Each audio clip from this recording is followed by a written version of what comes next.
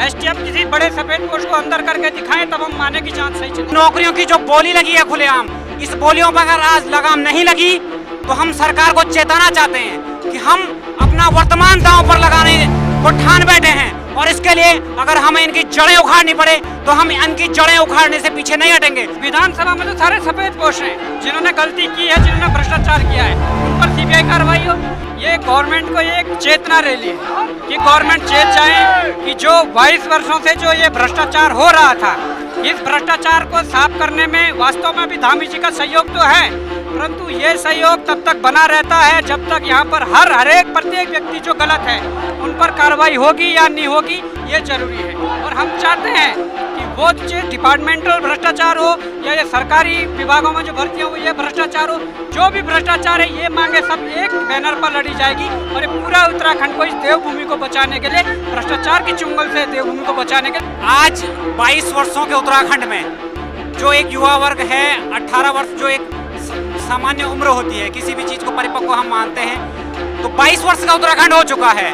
और जिस तरीके से यहाँ पर हाकिम और उनके हाकिमों ने एक एक बच्चे की लगभग 9 लाख से ऊपर पंजीकृत बेरोजगारों की जो भविष्य के साथ खिलवाड़ किया है, उनके नौकरियों की जो बोली लगी है खुलेआम, इस बोलियों पर अगर आज लगाम नहीं लगी तो हम सरकार को चेताना चाहते हैं कि हम अपना वर्तमान दांव पर लगाने को ठान बैठे हैं और इसके लिए अगर हमें इनकी जड़ें उखाड़नी पड़े तो हम इनकी जड़ें उखाड़ने से पीछे नहीं हटेंगे।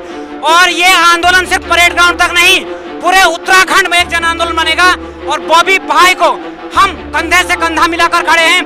पूरा उत्तराखंड आज बॉबी है और उत्तराखंड बात संदेश बिल्कुल साफ है, बिना सीबीआई के नहीं मानेंगे। देखिए, अगर सफेद पोस्ट अंदर नहीं होते हैं तो सीबीआई जांच जरूरी है। एसटीएफ किसी बड़े सफेद पोस्ट को अंदर करके दिखाएं तब हम माने की जांच सही चले। विधानसभा में जिस तरह से अपने लोगों को लगाया गया है, बिल्कुल, विधानसभा में तो सारे सफेद पोस्ट हैं जिन्होंने गलती की है, जिन्होंने भ्रष्टाचार किया है, उन पर सीबीआई कार्रवाई हो। और उन्हें इसके बाद क्या होने जा रहा है बॉबी भाई, जरा बताइए हमारे दर्शकों को। देखिए, इसके बाद ये साफ संदेश है कि ये परेड ग्राउंड से शुरू हुआ आंदोलन पूरे उत्तराखंड में इसे फैलाएंगे और ये यहाँ तक सीमित न रहते हुए इसे जन आंदोलन बनाकर लड़ा जाएगा। अगर कोई चीज़ दिल्ली के क्षेत्र में होती है जहाँ पे बीजेपी रूल नहीं कर रही है, वहाँ पे ईडी सीबीआई एकदम से प्रभावी हो जाती है, लेकिन उत्तराखंड में तो डबल इंजन की सरकार है, तो मुझे लगता है कि अगर यहाँ पर ईडी और सीबीआई का इंटरवेंशन होता है तो चीज़ें पारदर्शी तरीके से होंगी। एसटीएफ का एक राज्य सूची का विषय है पुलिस, तो जो एसटीएफ है वो उस तरीके से जांच करेगी, लेकिन हाँ उसका क्षेत्र उतना विस्तार नहीं है। हाकिम सिंह ने भी धांधलेबाजी करी है। यहाँ से पहाड़ से, कुमाऊं क्षेत्र से, गढ़वाल क्षेत्र से, यहाँ से कितने लोग पढ़ने आ रहे हैं, इतनी मेहनत कर रहे हैं। उनके माँ बाप दिन रात खेतों में काम करके अपने बच्चों को यहाँ पर पढ़ा रहे हैं, खून पसीना एक करके।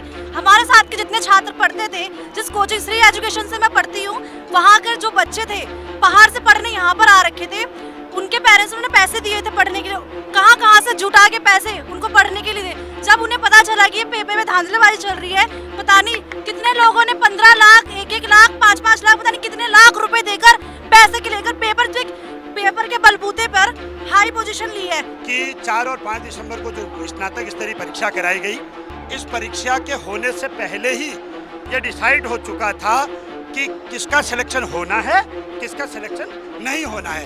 तो जब इस परीक्षा की पारदर्शिता, गोपनीयता, शुचिता सब बाधित हो चुकी है और माननीय मुख्यमंत्री जी ने इस चीज़ को बोला भी कि जिन परीक्षाओं में गड़बड़ी के साक्ष्य मिले हैं, हम उन परीक्षाओं को दोबारा से कराएंगे, छात्रों के साथ अन्याय नहीं करेंगे, जो पूर्व से भी ऐसे ही होता आ रहा है। तो हमारी एक ही मांग है, माननीय मुख्यमंत्री जी आप शेड्यूल कर दीजिए, आप आयोग से कहवा दीजिए कि हम आपके पेपरों को दोबारा से पारदर्शिता से कराएंगे। हम जय जयकारा लगा के चले जाएंगे, अपने पढ़ाई करने के लिए चले जाएंगे। बीच में ये भर्ती आई थी वीडियो की, 6 साल के बाद भर्तियाँ आती हैं, उसमें भी करप्शन कर देते हैं। ये कोई भी भर्ती 5-6 साल में आती है, आप देख लीजिए 5-6 साल में, अभी पटवारी ऐसा है, कोई भी 5-6 साल के बाद आया, उसमें भी करप्शन हुआ। और जब भर्तियाँ नहीं आती, ये मंत्री, नेतागण या उच्च अधिकारी अपने लोगों को तो बैकडोर के माध्यम से सचिवालय में लगा देते हैं और हमारे लिए भर्तियाँ नहीं है। और जब भर्तियाँ आती है तो उसमें भी इतना करप्शन होता है। यह वीडियो की भर्ती 2022 हो गया, 20 में आई है सर, 2 साल तो हो चुके हैं। तो मैं ये कहना चाहता हूँ, जब तक सीबीआई जांच नहीं होगी और एसटीएफ ने 30-35 लोगों को अंदर डाला है सर, उससे नहीं चलेगा। जब तक उनको सजा नहीं होगी, तो अगर हम अभी इसकी चैलेंज तो उनको सजा दिलाने का सर। और जो लोग जिन लोगों ने पैसे दिए हैं उनका नाम आना चाहिए, हर व्यक्ति को, हर इलाके में पता चलना चाहिए कि वहाँ से कौन से व्यक्तियों ने पैसे दिए हैं।